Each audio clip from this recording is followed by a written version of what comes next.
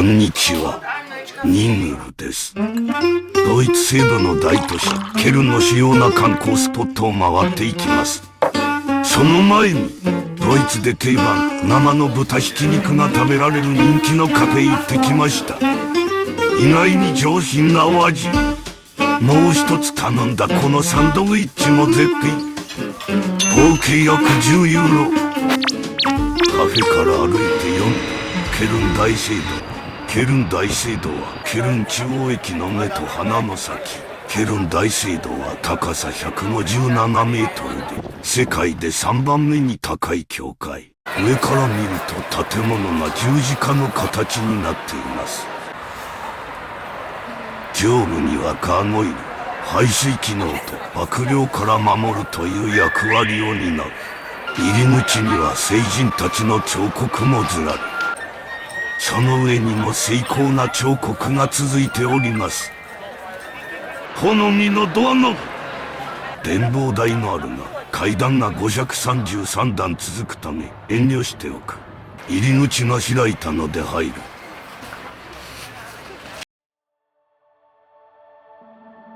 大聖堂に入ると広さと高さに圧倒される。高さは最大43メートル、奥行きは144メートルもある。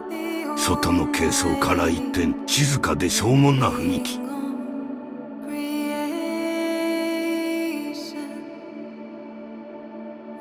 このタペストリーは17世紀にスペイン王女の依頼により制作され、1687年にケルン大聖堂に寄贈されたよう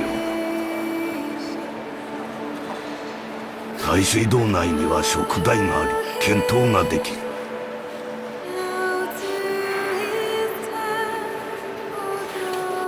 聖堂内では至る所で見事なステンドグラスや彫刻を見られる。聖クリストホロスの像、旗の上には幼いキリストが乗っている。キリストは世界中の人々の罪を背負い、とても重たいためクリストホロスは杖を使っている。現代アートの巨匠ゲルハルト・ディシュターが手がけたモザイクのステンドグラス。基本的にステンドグラスは聖書の物語が題材になっているので、特に存在感が際立つ。床にも時々モザイクタイルが現れ、たまには下を見てみるのも良い。祭壇奥にはケルン大聖堂の最大の宝、東方三博士の生物を収めた聖棺。東方三博士とはイエス・キリスト生誕時にイエスが特別な存在だと最初に気づき、贈り物を届けた賢者たち。バイエルンのルトビヒ1世が奉納した5枚のバイエルンなど、一枚一枚に聖書の物語が描かれている。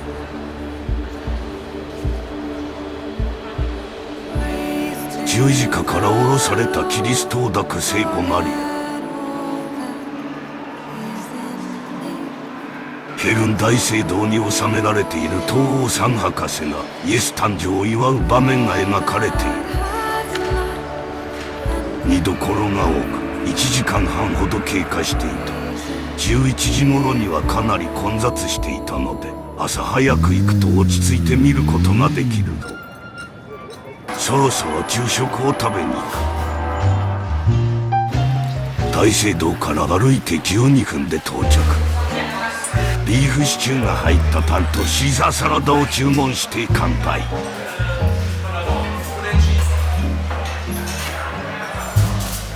このサラダがすっごく美味しかった。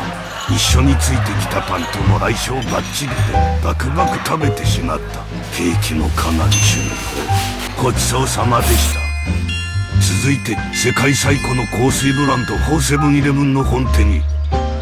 オーデコロンとはフランス語でケルンの水という意味だそう。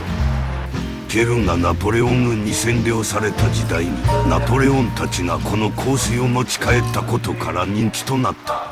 店内には香水が出る蛇口が、しっかり香水の良き香りがする。フォーセブンイレブンの定番香水オリジナルオーデコロンは万人消しそうな落ち着く香り。ギフトやミニセットも豊富でとにかく可愛い。自然な香りのブラッドオレンジ&バジルを購入。かなり気に入った。お花も一輪つけてもらえました。ライン川沿いにあるケルンチョコレート博物館に行く。リンツが協力しており、出来たてのチョコを食べられるらしい。入場の際にリンツのチョコがもらえる。カカオの木がある熱帯ハウス。この博物館ではカカオの歴史や知識、チョコレートの製造過程などを見ることができる。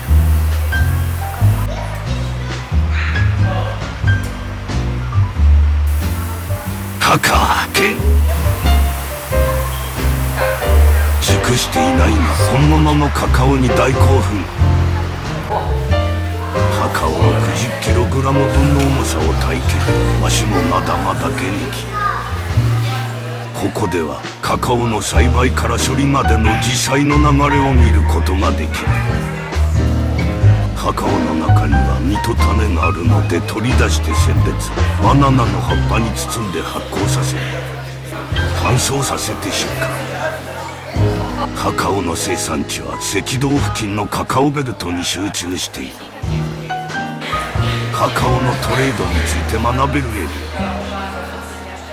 1人当たりの年間チョコ消費量はドイツとスイスが約10キロで日本は約2キロ。次はチョコの製造過程ゾーン。カカオをすりつぶして液体状のペーストへ練り上げることで香り高いチョコが生まれる。チョコの温度を調整して型に流し込み、振動を与え気泡を除く。固まったら型からチョコレートを外す。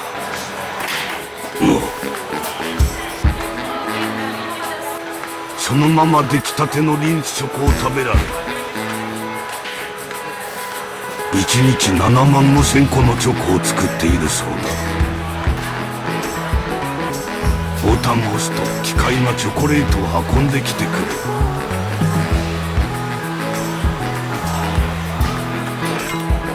まだ少し暖かくてとても美味だった。リンツチョコレートで満たされたチョコレートファウンテン。大興奮であ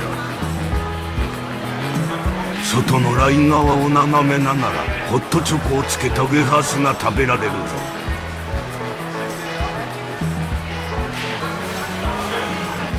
これもすごく美味しかった。